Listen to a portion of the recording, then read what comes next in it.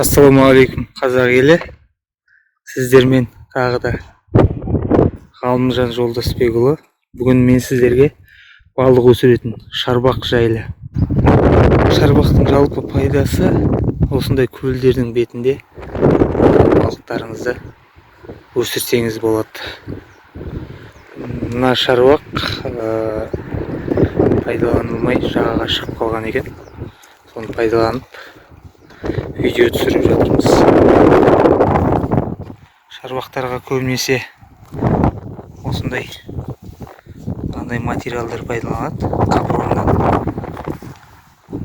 Ортасында тереңдігі 2 метрге дейін, 3 метрге дейін барады. Қазір бұл жұмыс істемей жағада тұр. Ертең осыны іске қосып көреміз, бұйырса.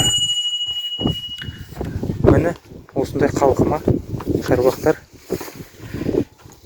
мынандай пластик трубалардан, ішінде ауа бар, судың бетінде қалқып тұрады.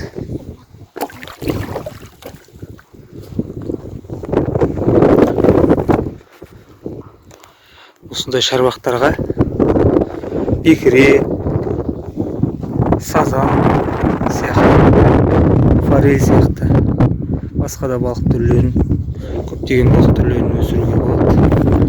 Шарбақтардың қазір көлемі 5x5 квадрат. Мынандай аяқ жүретін тақтайлар қойылған.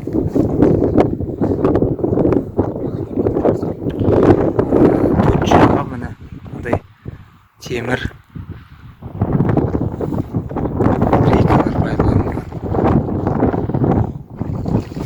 Анау біздің цехымыз, бұйырса тұйық жүйеде балық өсіруге салынған.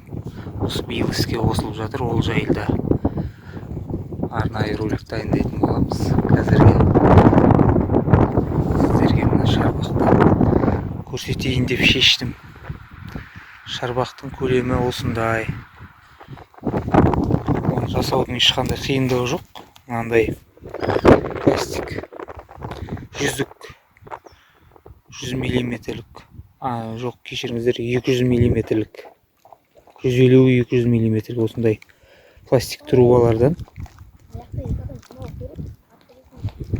жасалады. Бетіне мынандай адам жүретін тақтайлар қойылған.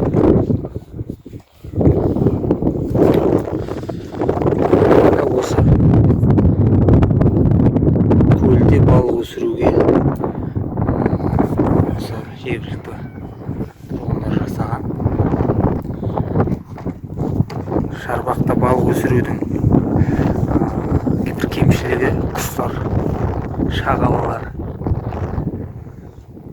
жиі шоғырланады.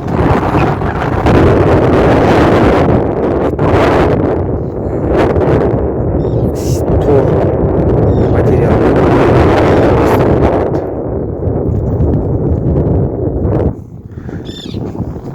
бір артықшылығы балық өсірген кезде суыңызға ешқандай ағын керек жоқ. Өйткені онсыз да табиғи көлдің бетінде тұрғаннан кейін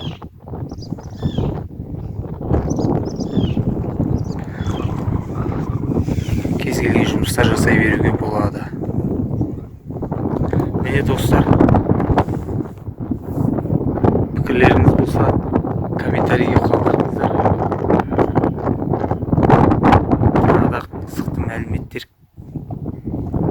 болса түсіретін боламыз, бөлісетін боламыз сіздермен. Балық шаруашылығы елімізде дами берсін. Мына екі жігіт маған көмектесіп жүр күні бойы. Міне осы Ақшатау ауылы. Осы жерде Арал ауданы, Ақшатау ауылы. Осы жерде жұмыс жасауға келдік. Жұмыс жасаймыз. Достар, қош сау болыңыздар. Арнаға жазуды ұмытпаңыздар.